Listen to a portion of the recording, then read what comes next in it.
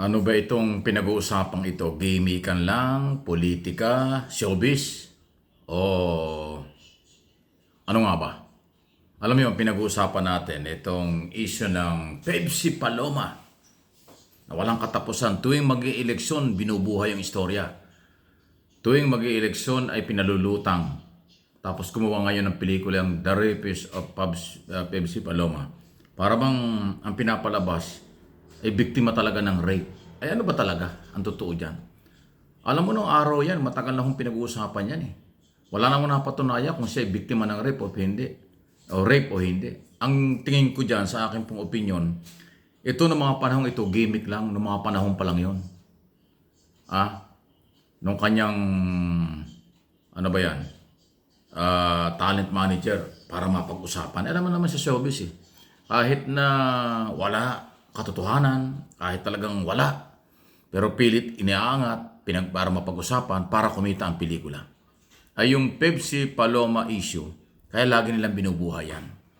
Eh ngayon, sino ba yung director? Si Yap? Daryl Yap ba yun? Yung director ni yung kaibigan dati ni Amy Marcos, pero nag-away na yata sila ngayon. Ang gumawa ng pelikula, The Rapist ni Pepsi Paloma. Ako ang tingin ko dyan. Delikado yan. Baka libel yan. Libelous yan. Alam niyo bakit? Hindi naman ho napatunayan yung kanilang sinasabi at pinagdudahang posibleng nasa likod. Ang tanong, totoo bang may rape? Totoo bang inabuso siya? Alam niyo, pag pinag-uusapan yung Pepsi Paloma, lagi naiisip ng mga tao ay Tito Vic and Joey. O yung mga Soto. Dahil yun ang kanilang pinagbibintangan. Pero alam niyo, sa tingin ko, matitino naman yung Tito Vic and Joey. Palabiro lang, showbiz talaga ang galawan. Puro director, producer, composer sila. Entertainment, yung kanilang ginagawang Itbulaga. Pero lagi nilang pinalalabas na ganon. Kaya ang tanong ngayon, yung pelikulang yan na ginawa at gusto nilang ilabas, papayagan kaya ito ng MTRCB, Movie Television Classification Board? Kasi yung title pa lang ay kakaiba. The Rapist. Parang pinapatunayan mo na biktima ng rape o ng rape sa kanya. Ano itong pelikulang ito? Para lang manira ng mga personalidad sa politika at mga kapwa taga-showbiz? Linlangin ang mga Pilipino? Naku, ay palagay ko hindi ito papayagan ng MTRCB. Unang-una, alam ba niyo kung sino ang chairman ng MTRCB? Anak ni Senador Tito Soto, former senador.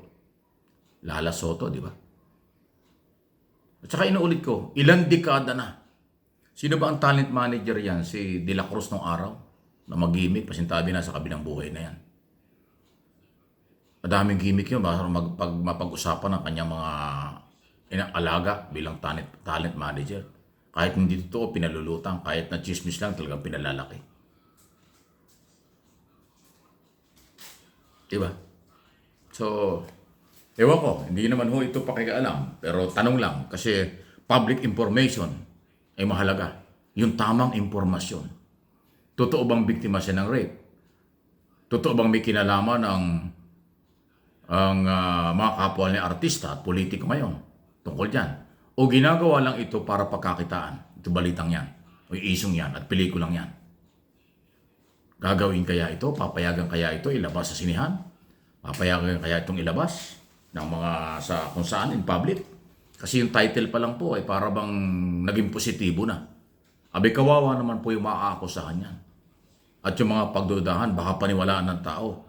Masisira yung reputasyon ng mga personalidad na pwedeng pagdudahang nasa likod.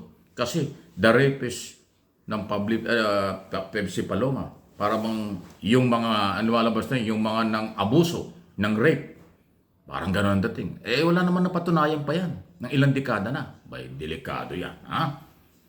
Hindi po ako spokesman ng Tito Vic and Joey. Pero nung araw pa nila, pinalulutang yan sa tuwing mag-i-eleksyon. Eh, kandidato na naman ngayon si Soto. Number 2, number 3 yata sa mga survey. So dahil siya kandidato, binubuhay na naman ito. Bakit pag walang eleksyon, hindi naman pinag-uusapan yan, isong yan? Sa tuwing kakandidato, kahit nang tumakbong Vice President si Soto, pinag-usapan din yan. Ngayon tatakbo, gano'n naman. So paulit-ulit na lang. Eh noong araw, usak-usapan lang sa media, social media. Eh ngayon, ginawang pelikula. At yung title nga po'y kakaiba. Kaya nga ang hamon, Ito ba'y papayagan? Ito pang ganitong klaseng pelikula ay karapat-dapat nating ipakita sa publiko. Kaya tinatawagan natin ng pansin ang mga kinukulan, especially ang MTRCB. Maging maingat po kayo rito. Hindi dahil sa ang chairman dyan ay anak ng senador o pamilya Soto. Kung hindi, ang importante ay yung tamang impormasyon, tamang pelikula. Ngayon kung ang tingin ko rito sa pelikula ito, pag tinuloy ito, may pagka-libelous eh. Pwede mong kasuhan dito ang producer, director. Pati artistang gaganap yan. Kasi anumang platform, sa social media, sa pelikula, kung makakasira sa reputasyon ng isang tao, mayroon hong accountability. Ngayon kung ang purpose ng gumawa nito ay maging controversial para kumita, pinalalaki para kumita, ayan, sikat na kayo. Pero yung pananagutan nyo, hindi mawawala yan. Hindi mawawala yan sa isipan ng taong bayan. Ay itong director at producer yata, itong director ng pelikulang ito eh. Yung Mr. Yap na yan, controversial yan eh. Yun yung gumawa ng pelikula ito, also about Marcos ng araw na malayong-malayo naman sa katotohanan. Ako na, wala, sa totoo lang. Hindi naman ganun. Eh, bandang huli, di ba, hindi rin sila nagkasundo ni Amy Marcos. So ngayon, may gumagawang ganyan. Kasi anti-Marcos na yung director niyan. O eh, si Soto kasi, kandidato ni Pangulong Marcos doon sa lineup na 12 candidate senador. Yun ba yun? So, ang maling information ay panlilin lang. Ang maling pelikula at sabihin nyo true story, kung ano man, mali pa rin yun, panlilin lang pa rin yun. Meron niyang pananagutan. Hindi ko lang alam kung yan ipapasok sa cybercrime law or anong batas ang pwedeng i-apply pag pinalabas. Kailangan kasi ang napapanood, nakikita ay yung makakadagdag ng kalaman. Hindi yung makakagulo sa kaisipan ng tao na nanonood, nakabasa, nakadinig, at higit sa lahat, yung kasiraan at masisira ang reputasyon ng pamilya ng mga pinagdududahan o mga pinagbibintangan o kung sino man ang nasa likod kahit na walang katotohanan dahil pinapalutang ng paulit-ulit. Di ba? Responsibility and accountability.